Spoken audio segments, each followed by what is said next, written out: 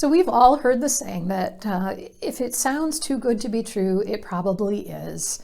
And that's probably why we're hesitant to believe the too good to be true grace of God. There's got to be a catch, we think. We have to earn our way back into God's heart. Well, today I want to spend some time telling you about how to go about bringing your worn out green coat out of the toothpaste tube life back into the presence of God's grace. What that looks like, how we go about doing that, how it's going to go. You know, one of my favorite Bible passages on grace is the story of the prodigal son. I've been influenced in my thinking lately by Mike Foster, the author of The People of the Second Chance. Mike knows something about needing a second chance, a fresh start. He writes about it in his book, that out of the toothpaste moment for him. It came when he was 19 years old. He says he was driving a ski boat, trying to impress the girls in the bikinis, when he ran over another skier in the water. It didn't take the guy's life, but devastating lifelong injuries happened. It took him years to realize that he wasn't a worthless old green coat destined for nothing better than the trash bin of God's life, before he could understand how much God loved him. The story of the prodigal son, I think, helped him to see it from a different perspective, helped him to understand God's crazy, too good to be true, but absolutely is kind of love. Maybe we all need to hear that story today. So let's take a listen, shall we? In this story, Jesus shares how one day a younger son came to his father and asked for his inheritance. Now, the son isn't asking dad to cash out his trust fund early. This is not a simple request for cash, but actually a backhanded request for his father to drop dead. You see, in that culture, society had strict rules about how children received their inheritance. The protocol said somebody had to die first. These are the rules. It doesn't happen until somebody dies. So the son is basically saying, hey, Dad, I want your cash, but not you. So would you just write the check already and drop dead? It's a terrible request from a son who is so morally bankrupt that he places obviously no value on the life of another, and quite frankly, not on his own either. After hearing this, those listening to Jesus' story would have been outraged at the simple gall of this son. I suspect their response would have been to cut the ingrate off, to disown him completely. The son is showing his true colors, and they are not pretty. Those hearing the story would have expected the dad to act swiftly and without mercy, to shut him down and put him in his place. But in the story, the father does something different, something shocking. He says to the son, okay, if that's what you want, I'll do it. His heart must have been so heavy in that moment. Can you imagine? He absorbs the shame of his son's request. The father endures the pain of his son's abandonment and betrayal. His life is over, and as Foster puts it, he becomes dead dad walking. And so the prodigal son takes off and goes someplace that the father can never go, a foreign land, an unclean place, Sin City. Now, we can only imagine what he did when he got there. Jesus doesn't fill in the details of what happened. He only says he wasted all of his money in wild living. We can fill in the details, right? Clearly, this had to be his time to light it up and burn it down. Every dreamed of indulgence comes true. Hedonism on steroids, complete no holds barred freedom. Eventually, though, as it always seems to do, the money runs out and the music ends. The prodigal son finds out that nobody loves you when you're a hungover shell of a man, morally busted with empty pockets. He falls into the dredges of shame, losing all dignity, even his very identity. Everything is lost. Every scrap of self-worth and respect has disappeared. And then, while lying in a pigsty, drooling over the slop fed to the animals, he realizes something. He realizes that even the guys who work for his dad as slaves have it better than he does.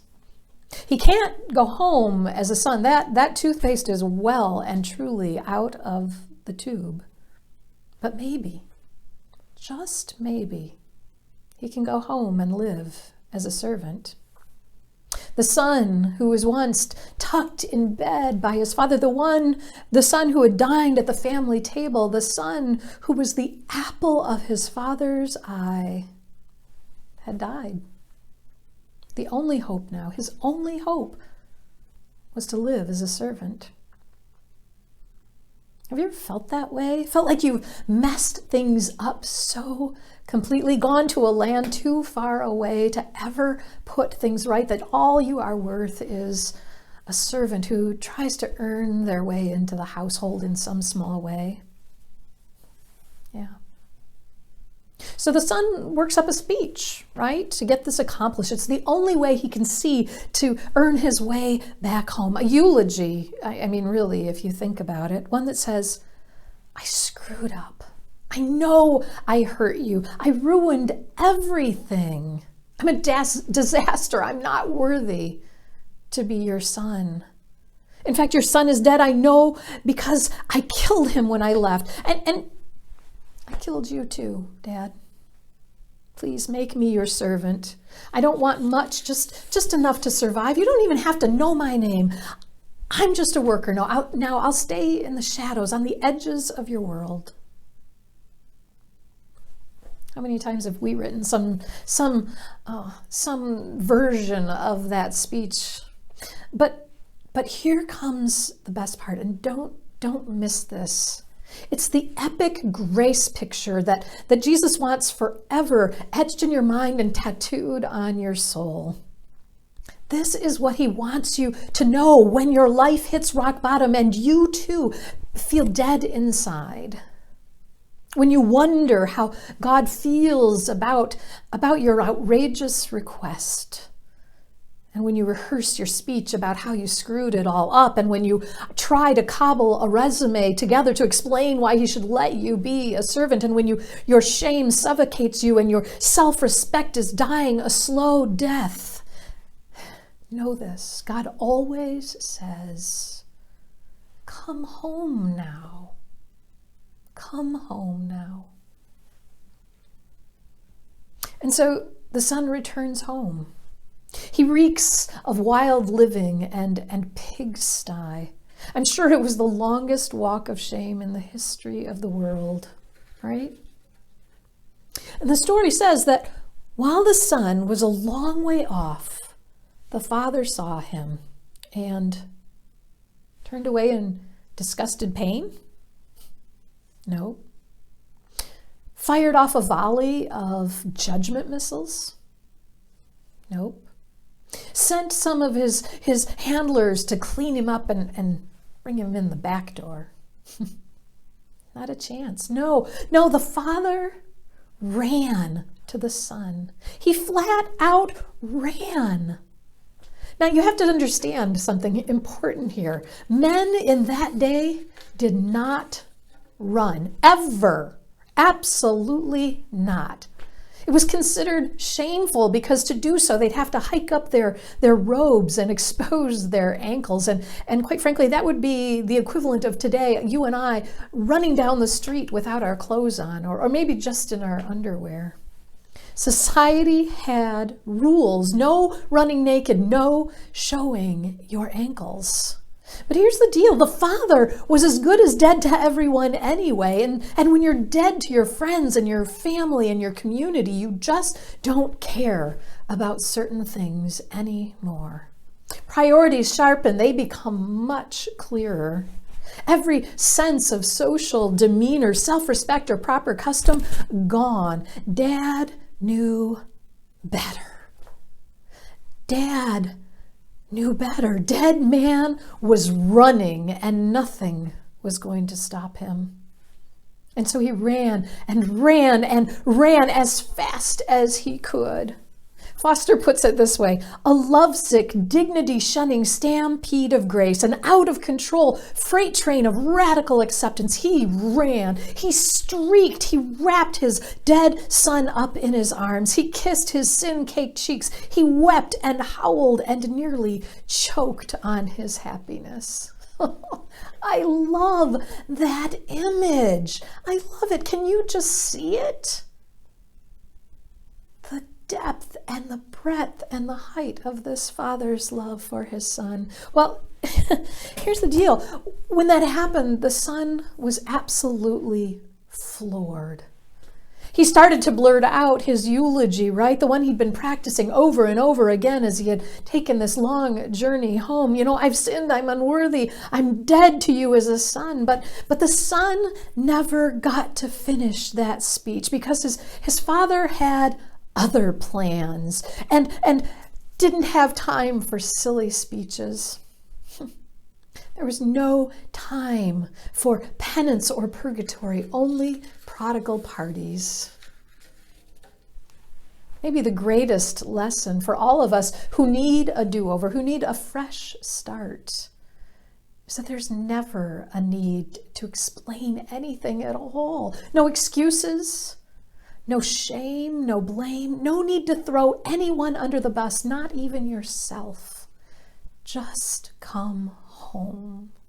That's all God wants. God says, and forget this. God says, and just come home, God says, and forget this ridiculous idea of living as a servant. Put that completely out of your mind. Pretty crazy, right? Why did the father do that in this story? Well, here's the deal. It's because the father didn't want a slave or a servant. He wanted a child. He wasn't accepting applications for servants. Instead, he was filling out adoption papers for wayward kids who did everything wrong. And you know what? God still does the same thing today. He's adopting daughters and sons whose names were once in the obituary papers. Kids like you and like me. It's pretty crazy, isn't it? But hear this. Hear this. You are not a throwaway. You are not a slave. You are a daughter. You are a son. You don't have to do anything to prove it. There are no debts left to pay. God has thrown his arm up around you, put his ring on your finger, and dressed you in a fine robe, and the party is underway. And only those who know that they are dead can come in. Friends, that's the crazy kind of love God has for each and every one of us. It doesn't cost anything. We don't have to prove our worthiness for it. We don't have to earn it with our perfection. It's there for us. It always has been. We're going to look at that in a couple weeks too. All we have to do is come home, to turn from the miserable messes that we've made, to leave behind the pigsty of our past and turn toward the Father. That's all we have to do. And like that lovesick character in a story, too good to be true, watching with an unwearied gaze, God will see and run toward you, unashamed to meet you on the road. You know, the stains left by your poor judgments or self-centered living, your broken marriages, your addiction or betrayal, they won't even register on God's radar. It's hard to believe, but that's you and that's me. God sees with God-colored glasses, after all. He sees his beloved, the one he created and loves beyond measure. It's outrageous, right? Because we do see the stains. We see them in ourselves and we see them in others, especially, I think, the stains of others. And we'll talk about that in a couple of weeks. We see the stains in others and about how we see and judge and find each other unworthy, but God's not like that. Thank you, God. Friends, this is the good news today. The incredibly fantastic news we have and that I think everybody needs to hear, because at one point or another in all of our lives, in spectacularly big ways or in a line of little out of the toothpaste tube moments, we too have messed things up. We've died and we need to come home. But know this. Know this. No speeches are needed. No slave status will be conferred. All you will find is God's crazy love for you as he wraps you in his arms. Thanks be to God, right?